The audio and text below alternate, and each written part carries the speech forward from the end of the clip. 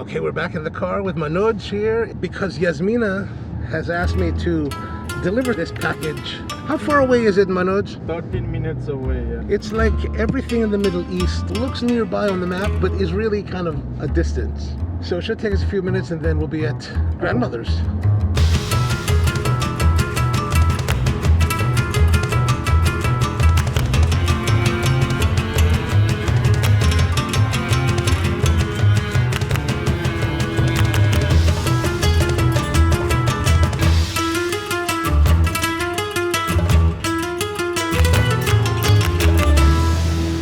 We've made it to this grandmother coffee, so let's come and check it out. Hello, how are you guys? Hi, good to see you. Oh, this is from Yasmeena. Oh, Well, she said, when you go to Dubai, come see Freddy and bring him this. Thank you so much. So, How yeah. is everything? How was the Everything's competition in Saudi? It went very well. You're welcome to Grandmother. Thank you. I'm glad to finally be here. You're I've heard welcome, so yeah. much about this place. Thank you. Good stuff. Oh, but Oh, good stuff. Always good stuff. Always good. So here's Kim. From where? From Philippines, Pampanga. I've been in coffee for I think more than 5 years, 6 years. I started as a commercial barista at Starbucks. Right after that, I flew from Philippines going here, and then I tried applying as barista. Then I still work in commercial coffee for another 2 years until I went to coffee tea festival. Yeah. You Then have I saw the invented. specialty coffee that I never knew about. I was still working as barista in commercial coffee shop right in Jumeirah. Okay. And I tried to apply as a specialty barista, but then I got turned down for several times. But then I just studied by myself, and I tried getting connected with the people around the community. And that's how I stumbled with Shomai from the Espresso Lab. And then that's how I got into the Espresso Lab. I worked for them for 2 years. Honestly, I think that's probably one of the pinnacle places to work here. Yeah, it is. So why did you leave? Well, I got another position here in Grandmother. So Excellent. now I'm working as an assistant roaster here. Usually we use this room for cupping session every morning. Once we've done our roasting for the clients, the next day we make sure that we cup it and we taste it and we evaluate it. But this one, I use this one also, this room for training and joining the Barista Competition. I joined this November 7th. How did you do?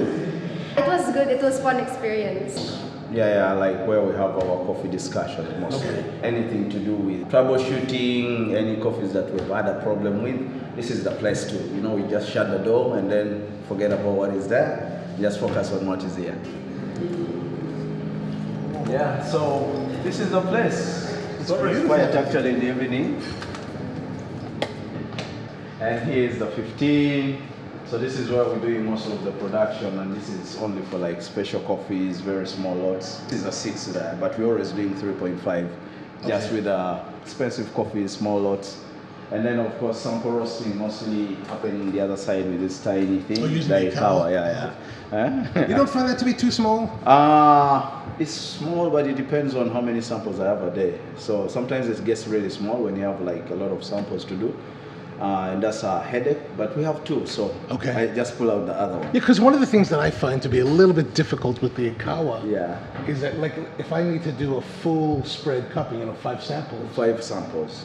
Yes. 60 grams, Exactly. just not exactly. enough. So It's to like, me, it's not more of like maybe origin cupping. I wouldn't recommend it for origin. Okay. Like it will be good here because you just want to deal with one sample because you've already sampled these coffees at origin. So here you're trying to assess the quality if it's still running on the same in the same line. Mm-hmm. But when it goes to origin, come on, if you need 5 cups each set, then you're going to roast like 100 times. Yeah, too much, too to much, nail it. too much. Yeah. This is like it's an electronic filter, so whatever happens stays in here. Nothing goes outside like dust or anything. So we try to avoid the dust. So they only smell coffee and see the smoke coming out, but they never see anything to do with dust. They never see any husk going outside, so everything is just staying in here. How much maintenance does it require? Every after 1 week. Their Service. filters, you check them out and clean them with water. You just have to have like high pressure hose. Oh, It's always simple that way. You soak it for maybe 10 minutes, and then after you splash it with water. Okay. At 15 grams, Yeah. you're doing how big of a load? This one we're doing 11 kgs. With the 15, we're only keeping it 11.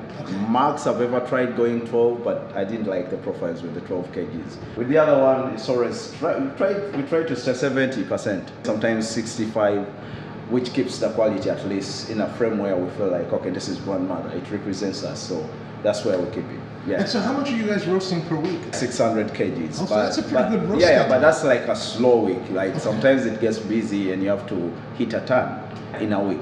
Wow. So that means we're going to do 2 hours extra on a day. Just have to have your green inventory. I always try to maintain my green for only 6 months because you don't want to keep your green for over 8 months. But this place is really hard. Yes, So yes. you need to target your inventory knowing that your coffee doesn't age. After 8 months, you should be done with your inventory. Small lots, we don't really bring in a lot of quantity. The only coffees that we know are running like on a terrible speed is Brazil and Ethiopia. The other coffees you're bringing in Panama, you know, you have 100 kgs of Panama geisha, that will take you 6 months. Because not every day people are going to drink that. With the Brazil, you need to bring a lot of tons to keep your market going. Eh? Absolutely. Yeah. Ethiopia, the same thing. And Ethiopia being very close, that's no problem. The problems are always with these South American coffees, Central America, these are a little bit complicated. So with that, you try to stock something that lasts you 6 months, but before even 6 months, so you place an order that lasts for 6 months. At 5 months, you already have your order coming in, your new shipment. Okay. So my target is always working with people that have like 2 seasons. If I happen to get a 2 season that really supports our system and our storage, because the storage is really small, you don't want to get a lot and then run out of room. We don't want to put coffees where people are supposed to be sitting. How do you manage your sourcing? Is it mostly through importers or? I'll be very honest, a lot of people want to say everything is direct.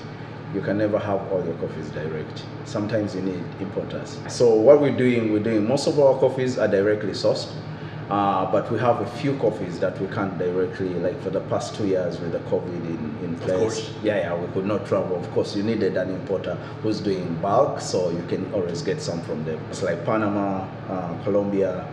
It's direct in a sense that, Colombia, for us, Colombia is direct because we have like 2 producers we're working with. But you find coffees like, I would want a Rwandan coffee. I can't just go and get like 20 bags from Rwanda, ship it here, it's expensive. So I work with an importer who's doing it here. It's nice to hear some truth in advertising. You know? Yeah, seriously. Sometimes I think that's where businesses go wrong. Like everyone says everything is direct, and then when you look at direct, what kind of direct? Is it like farmer roastery relationship or farmer like someone on the other side who's hoping you connect with the producers, which is not direct? Yeah, but I have some coffees like that, but most of them I would say they are direct, but I do have those importers helping us and maybe someone on the other side giving you a hand, because you can't really take out someone when you're still small. We're still growing. We can't really sustain. Yeah. With these direct coffees that you have, who actually goes to build that relationship with the farmer? I go to these places, connect with these producers, try to create a bridge between grandmother and their businesses and their families or communities they're working with, and then that's how we end up getting some really good coffees. We've been lucky enough, things are changing. Specialty coffee, on the other hand, is changing. Farmers are getting access to travel down to cafes to roasteries where they're selling their coffees. So we've had them also come down here. We have these conversations also when they come here. So I think in the future it will be the producers coming here, not the... Yes, that'll be good. That'll be good. Yeah, that'll be good. But we love traveling to see the communities, see what is happening. Are we bringing change into communities with what we're doing? Because we're buying coffee, but is it really being like a positive effect on whoever is around it? What kind of impact would you like to have in those countries? I would just want to see this, families, change status. Most of the farmers, because I come from a producing country, I know how a coffee farmer lives. So if I happen to start making these connections, these relationships, I want to see your relationships impact you the same way they are impacting me on this side. Because as a green coffee buyer, I can see change here. People are appreciating coffee, their numbers coming up with the accounts. So it's the same thing. I go back, the next thing I know, maybe all your kids are in school. You have like extra businesses going on. You have extra support. You know, your farms are in good condition. You're not struggling to take loans to survive on the farm. You're independently financing your projects. That's the change I'm talking about. You know, I'm quiet for the moment only because I'm thinking about what you're saying. Yeah. And, you know, it sounds to me like one of the most thoughtful answers to this question. Like in our industry, there's so much talk about from roasters, especially coffee third wave roasters, about how we're helping the farmer. And all this thoughts of grandeur. And in the American context, the implied idea is that we're helping the farmer to improve their lot for the next generations, right? And like as though they're going to be pulled out of the mud and away from the coffee farms. But you know, your response here was very, you know, it's tempered by the fact that you are from a producing country. You know how the farmers live. Exactly. I've seen them struggle. And to talk about them being able to maintain their crops and, you know, not have to go for those loans that really destroy. Because the loans end up destroying their lives. I've seen it straight hand. I've seen it straightforward, where someone takes a loan and they have to sell off their product just to pay off a loan, not to take care of the kids, not to take care of, you know, there is school fees, there is health services and all that. But you have to pay a loan before all that. So how about securing and knowing that whatever you're producing is sustaining you? You're not taking extra loans. So things like that. That's what really sustainable is supposed to be about. It's not about trying to help someone out of the mud, but it's still taking loans and all that. And in the future, it will come back and haunt them. And it's going to take away whatever they built. And sometimes maybe you've hoped them build something really good, but because of the loans and all that, to be taken back to the banks and whoever gave them the loans. That's how I look at it. Okay. These relationships are just supposed to be, you know, pushing people forward, pushing you away from maybe where you were today to somewhere, to a better place. I think that's what we're trying to do with a few farmers. We're working with, there are actually like 5 farmers right now that I know of: Brazil, Colombia, Ethiopia, Panama.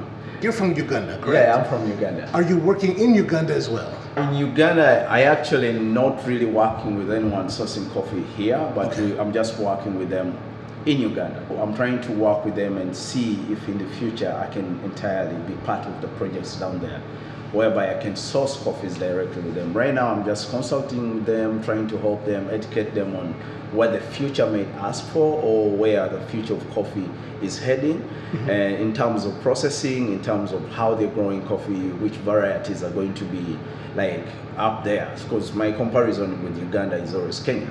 I'm looking at Kenya as like a flagship. Their coffee is amazing. Even while in Uganda, I'm drinking Kenyan coffees. So sometimes I compare Kenyan coffee and I want the same thing to happen to Ugandan farmers, to Ugandan producers. And of course, trying to educate them on the logistics when it comes to how they should get their coffee, go through the Uganda Coffee Development Association, how their coffees can go there and still be tracked back to them. But you're from Uganda, and you know everyone at the UCDA, you know all the players. Why have you not started buying from them? No, I'm not saying like I'm not buying from them, but I've had some coffees from them. It's not like that we're not buying that much. You know, when you're just taking a few bags, you're not doing any good to the producer. You know, you need to be taking a good number of coffees to be making that impact, to talk about that. But I've been taking like 2 bags, which is 120 kgs. I don't count that like business for a producer, because this is good coffee and I would love to see that coffee in bulk, in big quantities. But you can never see that if the coffee hasn't gotten to the quality that you want. So you just have to give it a try. Every other season, you take a few coffees with you, try them and see if you can really establish like a relationship or sign contracts with a farmer or a producer, and you're like, this is what we want for the next 2-3 years. But I'm getting coffees, of course. I love Ugandan. Okay. I love it. That's good. Yeah, so tell me a little bit about your background. Like, how did you start and how did you get into coffee? The first time, I think it was me going at a bar and drinking my cocktails. Like every other night, I go in for whiskey. But there is this awesome barista. He was the current Barista Champion. I asked for whiskey. I'm always asking for an espresso. Just mix it up with my whiskey. Oh, that's interesting. Yeah. So, and this guy is like, why do you always do this? Every time you come here, you ask for an espresso. Why? You should stick to your whiskey. You don't. So I'm like, I just want to try coffee with something different. So he started asking me, are you interested in learning about coffee? I'm like, yeah, I can give it a try. I can always come here after work and work with you behind the bar. I was doing stock taking for an electricity company. I was just doing stocks and doing inventory for them. Was it good money? Oh, really good money. Okay. He introduced me to coffee slowly as someone who I used to carry his bags during this practice because he was going to represent Uganda in Bogota by that time. His name is Mbabazi Roberts. I think you know him. Oh, yes, he's of in course. the US right Roberts. now. Yeah. So he's my mentor and he's everything, seriously. Okay. So Robert has been a very good pillar in my coffee journey. He actually built that foundation and everything. So he started teaching me how to make coffee. I was fascinated with the latte art, whatever he was doing with the coffees. So I'm like, I want to know this, I want to know this. He told me, chill, you're going to be going around with me. I want you to help me carry my bags. I'll be in Kampala. We used to work in Jinja, which is like 78 kilometers away. So I used to leave Jinja, go with him at UCDA for his trainings and practice and routine. Oh, in Lugogo. Yeah, in Lugogo. So that's how I ended up in coffee. At some point I was called back at my old job and I'm like, you know what, I think I'm loving this, I'm gonna stay. But the money wasn't good, so I told Robert, man, you better do something good. So joining coffee was a hard place. I was thinking of my future. There is money here, but there is something I'm getting passionate about here. I'm loving what I'm doing. I'm loving walking around with Robert. He introduced me to the farms. So my first 4 months in coffee, I was introduced to most of the things people have been dreaming to learn. So I'm in coffee for 4 months and I already know there is coffee from Bali, there is coffee from, Renzori. I've gone to these places with him. We've tried to source his coffee to use in the World Barista Competitions. So I know most of the things that are happening within. I got too excited. I'm like, you know what, I'm not coming back. The thing is, I'm staying in coffee. Life is not good this side. I haven't even figured out if I'm on a payroll, but I think I love doing this. So when he traveled to Bogota for his Barista Competition, when he got back, he put me in a position whereby he can leave and I can stay behind and still handle the bar. I had started learning. After 7 months, I think I went into my first competition. Competed and ended up in the semi-finals with the Uganda Coffee Barista Competition. I came back the second time and ended up in the finals, and that's when I realized this is what I wanted to do after 2 years in coffee, and that was in 2012. There is a few years you didn't come, but I remember you were there in 2018. Was it? Yes. 2018. The last 3 competitions I've done. I was there by that time. Oh, okay. I was visiting. I was just visiting. When I saw you, I was like, coffee's in good hands. And I saw you, I just walked in. I had a little chat with the baristas, and after working in Uganda for like 3 years, I moved to Burundi. After my second competition in Uganda, I got someone call me up and was like, I want you to compete and I know where you're working. I would love to visit your cafe. I'm like, you're welcome. So we had like 3 branches. Space Cafe, we had one in Kololo and one on Parliamentary Avenue. The head barista for all the venues. My job was to go around, calibrate baristas, work with the baristas behind bars on some shifts. But after some time, this guy calls me. It's like, I know where you work and I would love to visit. So I took him to the one in Jinja because that one represented who I am. It was like, I grew up there. I was born in Kampala, but grew up in Jinja. So I was like, I'll take you where I understand, where people really understand me. So he saw everything I'm doing. He's like, you know what? I'm planning on opening a roastery in Burundi. And I would love you to come around and check out the place. If you like it, you can say. If you don't, and I'm like, okay. So when this guy invited me to Burundi, it was like an opportunity to really put everything that I've been learning into life, you know. Now it's the first time I'm going to work behind a production machine. I've been doing samples. A month into Burundi, I was lucky enough, got another offer from a local producer who wanted me to do sample roasting for their washing station. It's like one of the biggest producers in Burundi. That's where like I picked interest in going abroad, meeting really good people, meeting people that inspired me to do coffee beyond borders. Like, you know what, I need to break myself apart from Burundi, go back to Uganda, do something home. So when I went back home, I was just doing freelancing. From 2013, 2014, I was in Burundi. So early 2015, with the civil war that was going on in Burundi, I decided, let me go home and do something in Uganda. Let me train baristas, let me work with cafes, let me try to train people on how to better their menus, to improve their coffees in the cafe. So Ibrahim calls me on one of my, I was doing consultation in Rwanda. We were opening up a cafe in Rwanda, and he calls me, is like, I've heard a lot about you, people are talking about you, I've heard like really good stuff about you, you're a good roaster, I've tried your coffee. I'm interested in a job in Dubai. He was the only person who could convince me to come here. How did he convince you? Say the things that I wanted to hear, maybe. I feel my life is more at the backside of the cafe.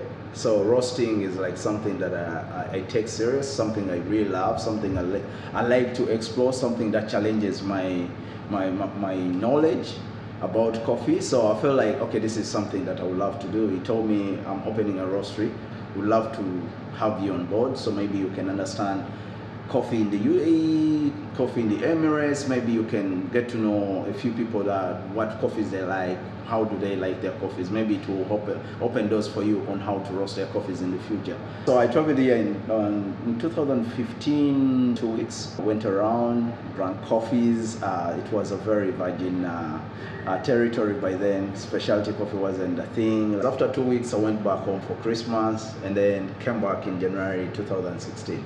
So I worked with Espresso Lab for 1.5 years. I was like a barista QC because I was the one responsible for green, because we used to buy our own green but take it somewhere to be roasted. So doing that with the team kind of opened up my eyes. You know what, we're selling a lot of coffees and the brand is growing. Why don't you just open a roastery? Owner here, with Ibrahim being friends, they opened up Grandmother. In 2018, that's when we started roasting. We started with this little guy. I've been abusing him for some time. Yeah. You know what? It's not worth it standing around the machine for how many hours. You better stand on this for 9 hours and have more coffees. Business started growing from 200 kgs a month, a ton, and then we realized we can no longer handle 1.5 on a 5 or 6. So let's go big. That's where we went big. We came this side.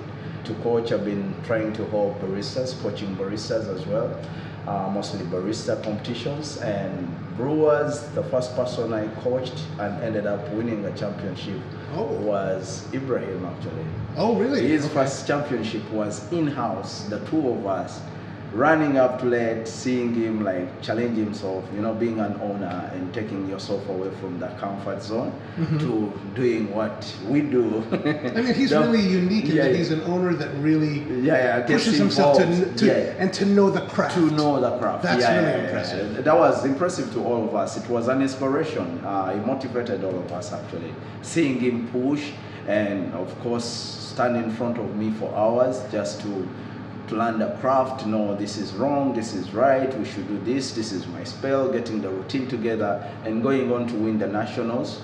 That was like when I realized, anything is possible. You just have to give it time and give it your all. You just have to be in that position. I've been a Q for some time, but then it expired and then didn't renew, so I felt like, man, this is my time to be recalibrated. But as someone that became a Q grader and is up for renewal, why did you get the Q, and what is the advantage for you having Q grading? I don't see a big difference, but it's only you trying to examine your capabilities and your position in coffee. Because whatever Q does is more of general knowledge, and then checking you on different aspects of coffee, from green, roasting, sensory, so all that together in 6 days makes you feel like, okay, I got this. And of course, knowing the standards during operation, especially, to me, I would recommend it to be for any personalities that are behind in the roastery. For anyone, production roaster, head roaster, anyone who's surrounded with roasting, I think it's a course that you should take because it gives you that idea on knowing the things that can happen. You have coffees, because I've seen a lot of coffees. Sometimes I test coffees, but you test a coffee that is baked. If you haven't been in a queue, you'll never know these issues with coffee. You're testing like a tainting coffee, you'll never know that. But then as a roaster, you're going to be traveling to evaluate coffees at origin. To me, as a roaster, you taking this course gives you a higher position to have like a very independent mind when it comes to quality. I think that's what a queue does to someone. It's a very interesting course. But what about those who've been in the business for a long time, doing a lot of cuppings? Yeah. Do you think they need queue as well? A queue is like a certificate. If you need a certificate, you have to go for it. But if you're comfortable and every time you're cupping your coffee, you're very sure of what you're saying, and if you have other people that have taken a queue and they're evaluating your coffees and they're saying these coffees are passing, then I think it's a course everyone should take, but I'm not saying it's a mandatory that everyone who's cupping coffee, you've cupped coffees for 20 years, you still need it. I see. Yeah, but if you're coming into coffee and in a world whereby, you're going to be in a position where you're the one who's going to be buying coffee, I think you need it. Because you don't want to go somewhere where people, some people will always take the certificate as the first thing before the knowledge even you have behind the certificate. And you go to places whereby people just want your palette at work. So your palette says everything, it's not a document. And I've seen some queues who are not really good at cupping, but they somehow pass the queue, even first time. Their first time of taking it, they passed it.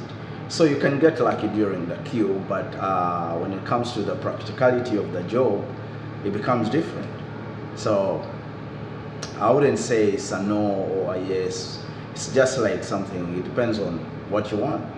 Yeah, if you want like a few certificates behind your name, then go for it. I went for it because someone was sponsoring it. Okay. Yeah, someone was paying for it. But what if you had to pay for it out of your pocket? I would say not at that time. Okay. Yeah, not at that time. Maybe now, yes. Okay. But not at that time. Yeah. Now, are you saying maybe now because you have more knowledge and you realize the value, or because you now have more money available to you? I know the value behind the certificate, and now I have the money to go for it. There are people who really know the value of it, but they don't have that much money to go for it. It's still expensive, and especially down here.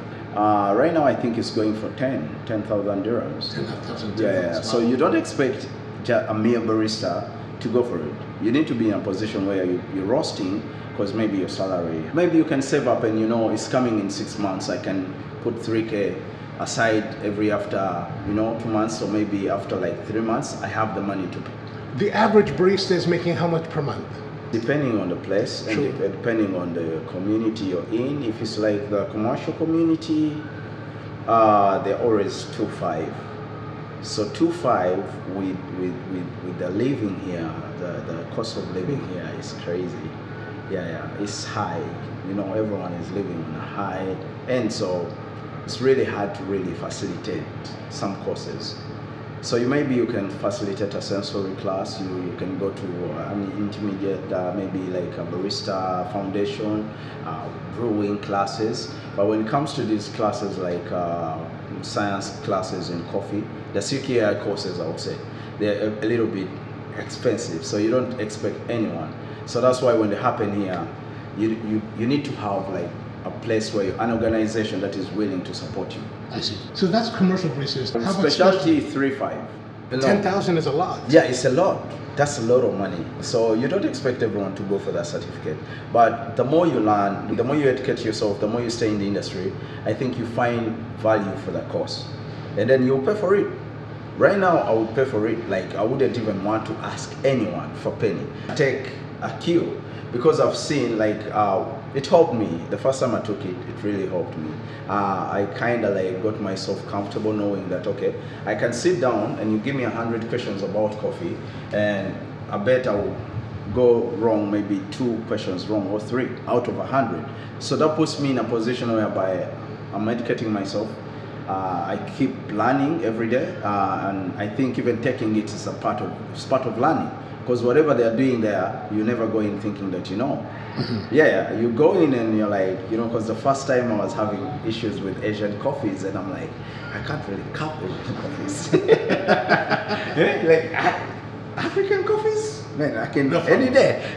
I can tell this is an Ethiopian coffee, this is a Kenyan, but I can tell if this is an Indonesian coffee or a Yemen coffee. I'll have confusion of those coffees. So I need to find a way or educate myself or find someone who teaches me the best way possible to find out on that. So I think it's even part of learning. Okay. So, but I'll never even judge someone who has been cupping for several years without a Q.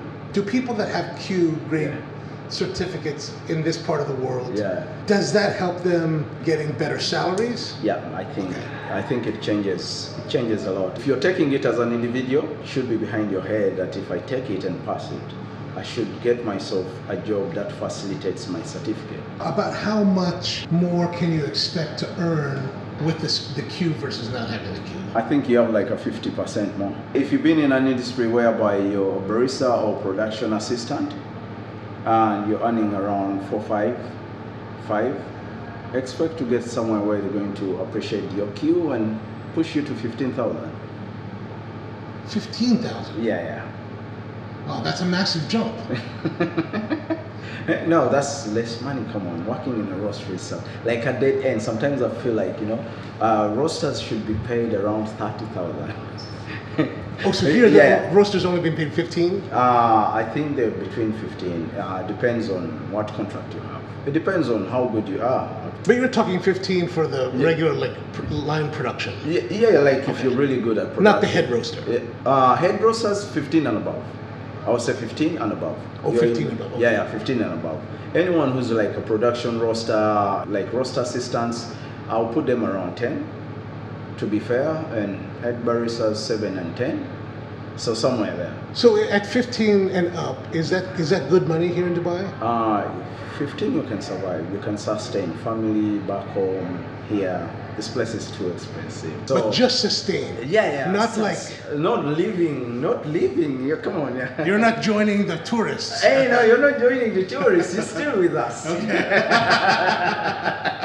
What I want is learning and of course teaching other people, having opportunities outside of my job, because the more you learn, the more you explore other opportunities out of your job. Maybe you're doing consultations. Like today I was talking to one of my colleagues who's like opening their own SEA certified training facility. Oh, wow. And they just resigned today, so they want to start their own thing. So I was like excited. I'm like, dude, go for it. All right. Yeah. So this is the thing about learning.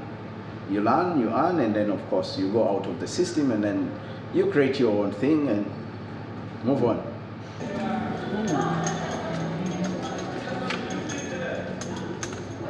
It's the dark room. So this is where we keep most of our green, and of course we're waiting for more Brazil. So is there a particular type of Brazil you guys like to use? now we're using a yellow Catura coming from Onocoffee. So that's like directly. Right now we're waiting. It will be here in the 25th, I think, because Christmas here is nothing. Has the frost, it has caused a lot of problems, because I remember we were putting in some orders before the frost, and then after the frost the prices kind of just changed.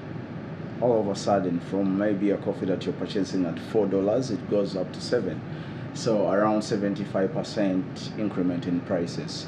Okay. And that's like a big issue right now with roasteries. I feel sorry for roasting businesses that are, whatever is happening here. I don't know about the other markets, but prices haven't changed. We've tried to do some increments somewhere, maybe implementing like the taxes on the coffees, so we can cover some of that. But it's going to be an issue for the next 2.5 years, I think, or 5. But I've not seen real changes in cafes. The prices are still the same, which is a problem. Now, when you say there's a problem, why is it a problem that they're not? Because the coffees are going to go up at some point. So has your price to them already gone up?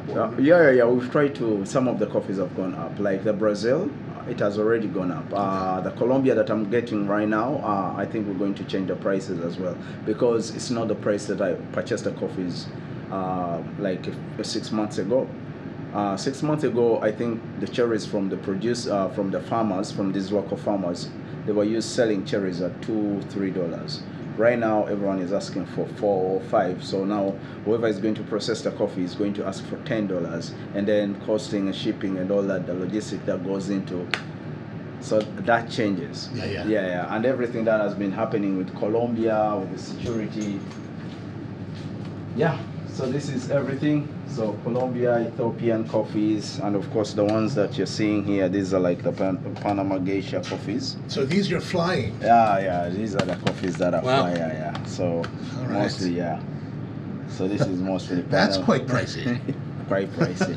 And of course the other side, we have the Project Origin. Yes. Yeah, these are Ethiopian carbonic macerated coffees. And of course the supernatural, like it's close to naturals, but I wouldn't say natural. So what they do, they collect the cherries, pile them together for some time, let me say 3 to 5 days. The pile is like this, a huge pile, so they put them in a huge pile, but on outside, they're not indoors. So under the sun or shaded? Shaded. Okay. So these coffees are fermenting.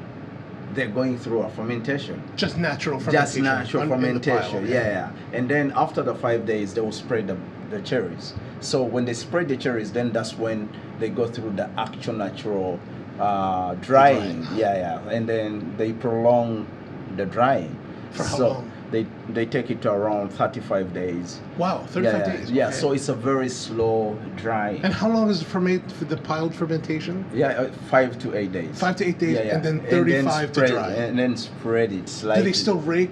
Yeah, they rake it and then cover them. They don't allow direct sunlight. Okay. Yeah. So it's But using raised beds or raised beds? okay. Raised beds. And then rake every hour or? They do it. I think the interval is not the same as for the naturals. The naturals is always like 2 hours, but with these ones they will take like 5 hours to flip them. They want everything to be slow and a little bit ferment, so they're trying to introduce the winey part that happens with the CM, but this time around they're just doing it with just naturals on without, because CM they're adding yeast to it, right? CM they're adding stuff, and of course they are in like carbonic, like it's like they do what they do, they flush out carbon dioxide. They flush in carbon dioxide into the tanks, so that's what happens with carbonic. Yeah. So there is carbon dioxide going on with that. And these ones, there is nothing. It's just everything is natural. And of course, we have some coffees from Cafe Granja, Esperanza. Oh, in Colombia, right? Yeah, right. in Colombia. Oh, amazing coffees. Yeah? Amazing coffees. What type of coffees are you getting from them? Right now we have Mandela, we have a Sudan Rume, and a Geisha Maximus. Oh, all right. Yeah. The Maximus is like crazy expensive, but crazy good. In a good way. Okay. The Sudan Rume is like my favorite, and I think I just like everything to do with lemongrass. And of course, we have some Cascara. I have some few bags of How do you utilize the Cascara? So here, like, there is this Cascara thing going on, whereby the people are selling like more of like Cascara drinks, infused Cascara. They infuse it with, I think, vinegar, apple cider vinegar, so it has that fizzy taste, so they do it with sparkling water. So that's the same thing we're trying to do. I see. Yeah, we do Cascara syrups. From and Yemen? then I have like Yemeni coffees. This is Mattari from Yemeni. Yeah, this is from Mattari. Is it and this is difficult to direct. get? Oh, that's direct. This is direct, not easy to get. And it's How do you, expensive. are you going to Yemen? We have some Yemeni family that lives here. That okay. like connecting with the family the other side. Because it's still an active war zone. Yeah, it's still at war zone. If you happen to get like 100 kgs, you're lucky. Okay. Yeah, but it comes with a price. The kind of price their coffee is weirdly. It can score 86 and price it as a 94 from Colombia, Cafe Granja. Wow. They're selling it. This one, I think we bought it around $25 per kilo. Yeah. Oh, per kilo? Yeah, per Okay. kilo, not per LB. Gotcha. Per kilo, yeah. Because you're buying coffee for the Middle East, compared to the United States, that seems to me to be a higher clientele. Yeah. Like American buyers were always like trying to find cheap coffee, even in specialty. Is there a limit to how much you're willing to spend? Like, is there a price point that you're like, okay, that's too much? Yeah, I don't cross over $15 per kilo Okay. for a coffee that I'm going to put on my wholesale. Okay. I don't go beyond 15 because I can go beyond that, but who's going to buy it for wholesale? So coffees that are going to go above 15, these are going to be exclusive coffees. You just have to buy less. I can't really buy 10 tons of Brazil or Ethiopia that is $15.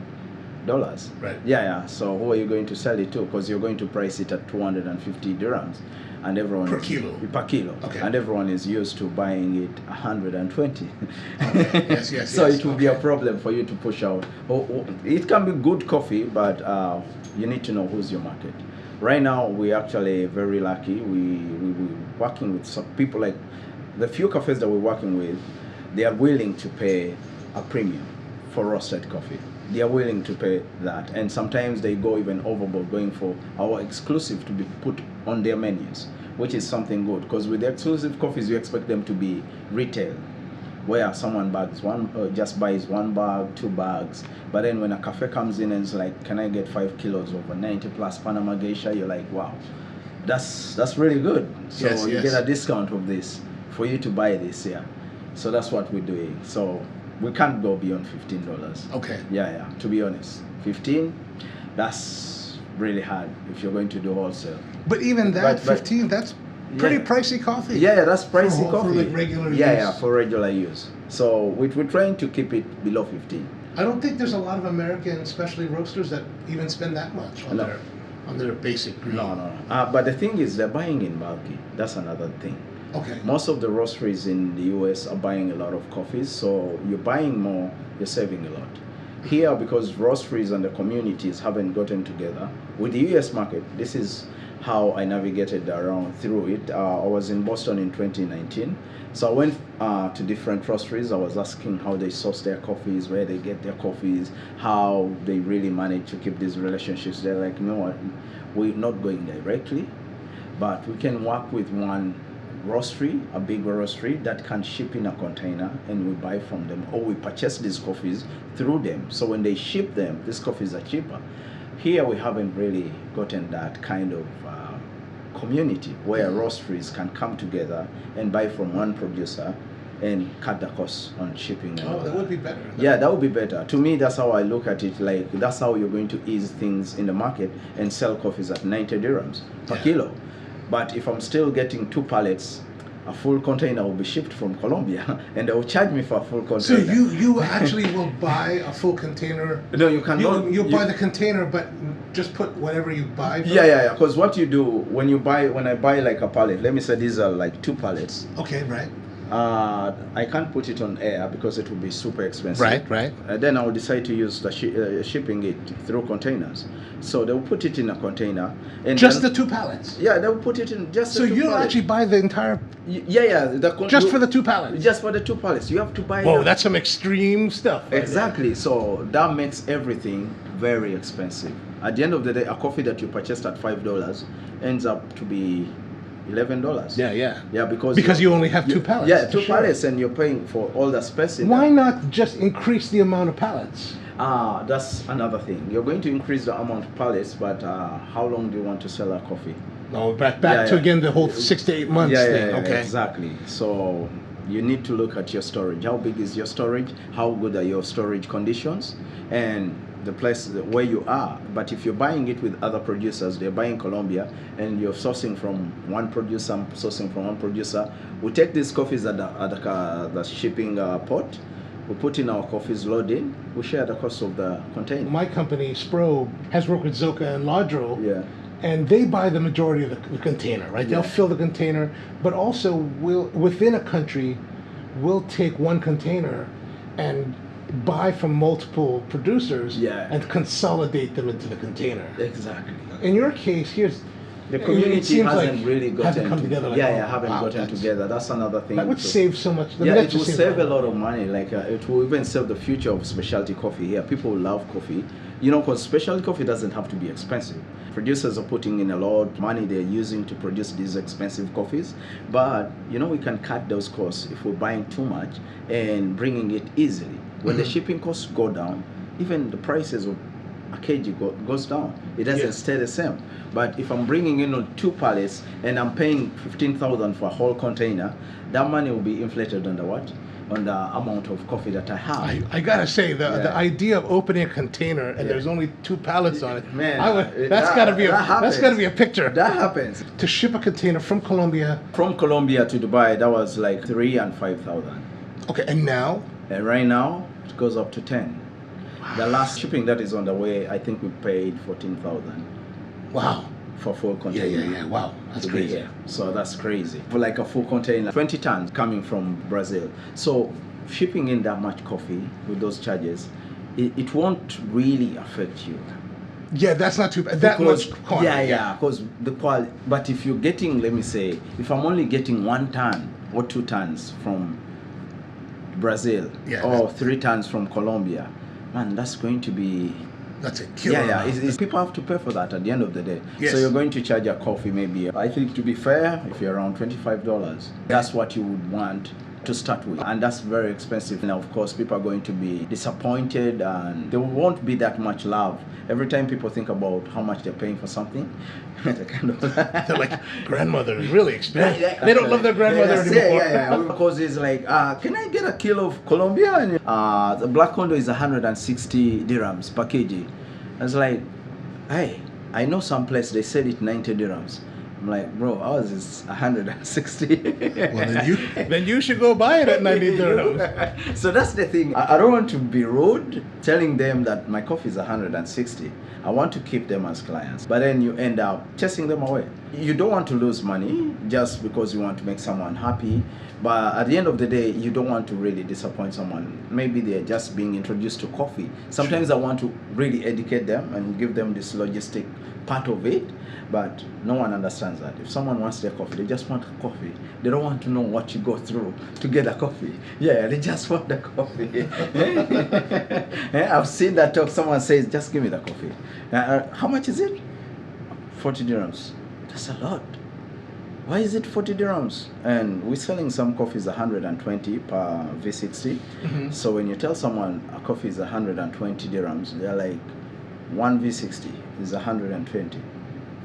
What coffee is it? How was it processed? So they don't want to know how it was processed, but then they're asking you, why is it expensive? So these are questions that are really hard. Sometimes I educate my baristas and I'm like, just tell them how these coffees are processed, give them the idea why these coffees are expensive, and why we're pricing them that way. We're just trying to, get the cut out of it, but it's not profitable. These expensive coffees, no. I'd rather have like a full house of Brazil. Than have that's easy to drink. Yeah, they're easy to. You just tell them next time, why is it so expensive? This is Kim Kardashian's favorite coffee. Yeah. That would be nice. That's what I tell my guests. Wow. So this is a very pretty facility you have here. Thank you so much. Were you involved in the design of it? I'm actually the one who put everything. Okay. Everything that you're seeing, it's been me struggling, trying to understand where I should put the roaster, where I should put the green, where I should put the coffee, and of course the bar. And this is like my favorite part. Trying to design a bar where people can easily walk in, drink coffee, and they can see whatever that is happening on the other side. Now, why did you put a bar here? Like, we're in an industrial area. Yeah. Like a beautiful bar. It's more of like a showroom, because we're roasting, and we really need our guests to come in and try what we're doing here. Because the main thing is at the back, but we want them to see what really happens at the back in a good environment, a quiet place. It's a warehouse design, but of course you'll be surprised walking in and you're like, oh, this is a beautiful place. So that's another thing. Okay. And of course, we're living in the 21st century. Everything has to be Instagrammable. So what's this hanging from the ceiling? This is someone's idea. So the owner, she's very picky when it comes to stuff. And she comes up, she's like, can we just hang clay cups? And I'm like, how are you gonna do it?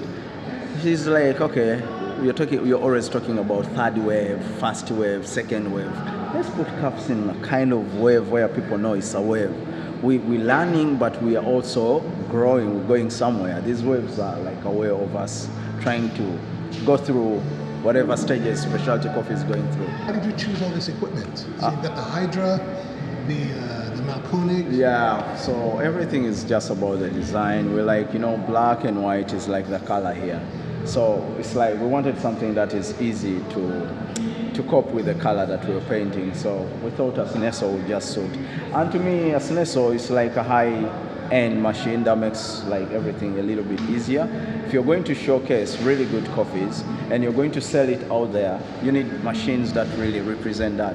We could go with a Black Ego, but we think it's like straight up training and all that. So this is like, it's something that I've been using for some time, and I feel like very comfortable introducing it even to the guys. So you have the MVP Hydra. Yeah. What does that mean? MVP. What is? It means, to me, it means 6 stages. Okay. You're trying to make coffees like in different stages. Because I used the MVP flat. I've used the first one. Yes. Yeah. So my idea of like slow extraction started from a Synesso. So I think coffee should be given a part whereby you can go 5 bars, go 9 bars, and pull out a very decent espresso. To me, it's about extraction and the flow rate of these machines. That's the whole reason why we were like, okay, if we're going to go with something that can, restrict us from just going straight, and we can restrict our shots, then this is the way to go. And with these ones, of course, I just love them firsthand. Trying them firsthand. So we just hung out with Freddy here at the grandmother's roastery.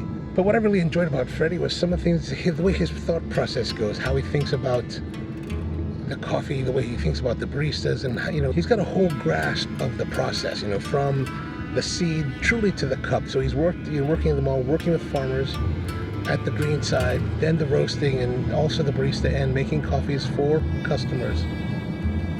But I thought he had some really nice takes on the different issues that we face, especially about helping the farmer. I thought that was totally refreshing. We have so many people in the coffee business that talk about how they're helping the farmers. It's more like Freddy says, that if we can help them to just advance a little bit, get away from loans, helping them to operate in a better way, rather than these lofty, grand ideas that we can never live up to. You're watching the second smallest coffee channel on YouTube. Coffee stuff here from Dubai, blah, blah, blah, blah, the whole whatever you want to do. All right. See you soon. Thanks for tuning in.